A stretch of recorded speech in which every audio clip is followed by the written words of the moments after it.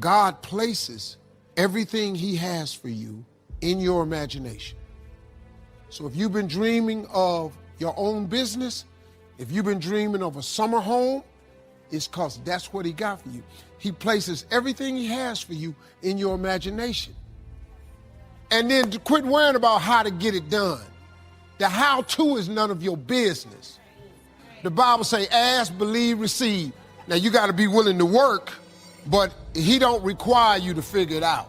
The how-to is none of your business. We all have promises we're standing on. It's easy to believe at first, but what happens when nothing is improving? Before the promise comes to pass, you have to go from I believe to I still believe. You're not discouraged by how long it's taking. You know God is still on the throne. What he promised is on the way. God is looking for I still believe people. All the facts say it's impossible. Your attitude is, that's okay, God can do the impossible. Maybe you tried to accomplish a dream, but no doors opened. That's all a part of the process. God didn't give you the dream and not have a way to bring it to pass. God didn't change his mind. He just needs some I still believe faith. Don't get talked out of your dreams. The negative chatter, the people who don't believe in you, the environment you were raised in is not going to stop your destiny. Your time is coming. It's not too late. What God put in your heart is still on the way. God has a win. He's not making this up as he goes. He's not just responding to your moves, your attitudes, and the things your friends say about you. You are not at the mercy of your detractors. You are only at the mercy of the timing of God. God has a watch and a timer is on it, and it's already set. Everything is on schedule. Don't worry about your purpose. Worry about your season. Because when you get in your season, your purpose will be clear. Now, here's what we know. That people don't do what they know in life, but what they do is they operate within the context of the vision they have of themselves. So one of the first things I ask you to do is I want you to look at your life right now and think about something that's important to you. Think about something that you'd like to have or something you'd like to create for you or your family. Now, one of the first things I want you to do is don't worry about the inner conversation that you're going to have. Don't worry about how you're going to do it. That's going to come. You will find the way. You'll become the kind of person that can attract the people, the resources, in order to make that become reality. But I want you to be mindful of your inner conversation. I remember once I was sitting in an audience and Zig Ziglar, he was giving a speech. And within myself, I said, I can do that. And I leaned over to the guy next to me. I said, how much do they pay him to do that? And he said, $5,000. I said, I know I can do that. And then on the way home, when I was driving back to Miami, Florida, my inner conversation kicked in. And it said, Les Brown, you can't do that. You don't have a college education. You don't have the money. You don't have the contacts. What makes you think that you can make more in 1 hour talking than you've made working for a whole month? How many of you have ever thought about something you wanted to do and you talked you out of it? Raise your hand, please. The wealthiest place on the planet is the graveyard. Because in the graveyard, we will find inventions that we never were exposed to, hopes and aspirations that were never acted upon. Because most people allow that inner conversation to keep them from ever pursuing their goals. Why is it that most people don't ever reach their goals or live up to their true potential? One is fear, like the fear of failure. The next is the fear of success. I was working on a major project. I panicked and I walked away from it and gave it to someone else because I didn't believe that I could handle it. So that a lot of people become comfortable. They stop wanting anything. They become satisfied. I remember after giving a speech at a major corporation, a gentleman came up to me and he said, you know, that's real great motivation for you young guys, but I've done all my work. I said, oh yes, you've got a lot to give. The fact that you're still here means that your business is not through yet.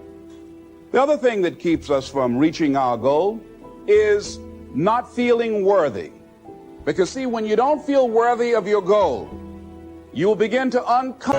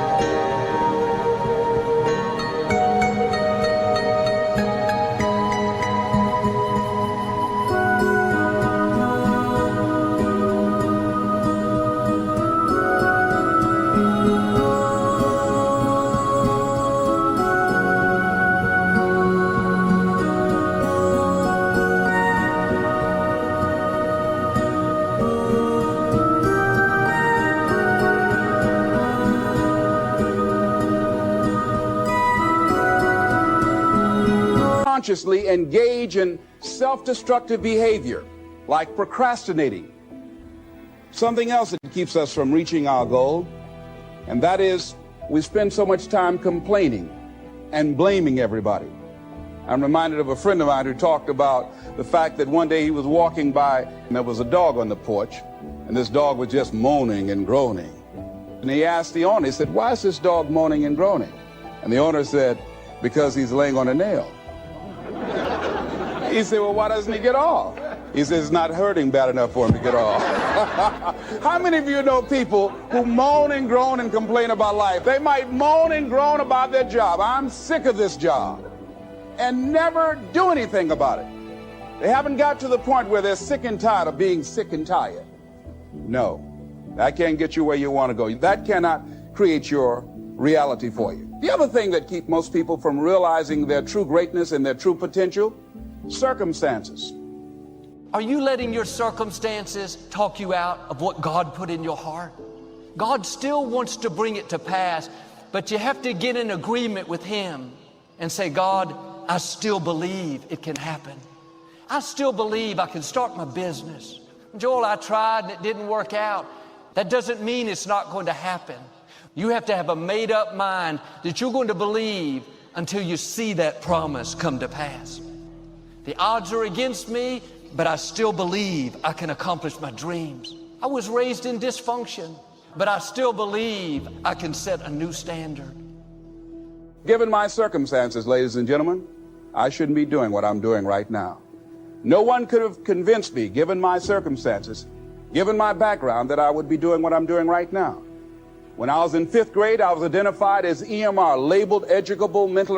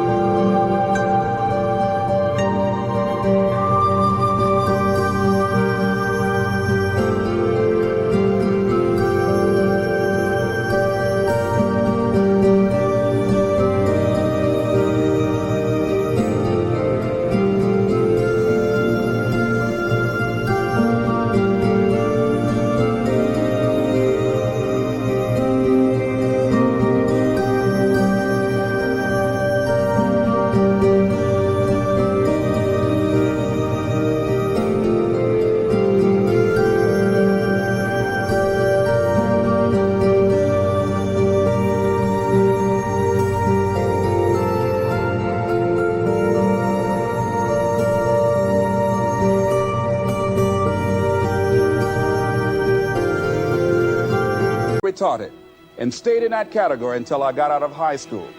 But here's what happened. I had an intervention in my life. A man who saw something in me at a time that I did not see something in myself. And he asked me to go up to the board and write something on the board. And I said, "I can't do that, sir." He said, "Why not?" I said, "Go up to the board and write what I'm about to tell you." I said, "I can't do that, sir." "Why not?" "I'm educable mentally retarded." He said, "Don't ever say that again. Someone's opinion of you does not have to become your reality."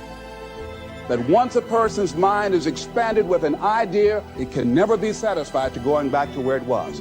Some of you are going to go back and look at your dreams and brush them off. Whatever goal that you have in mind, I want that to be a goal that will challenge you.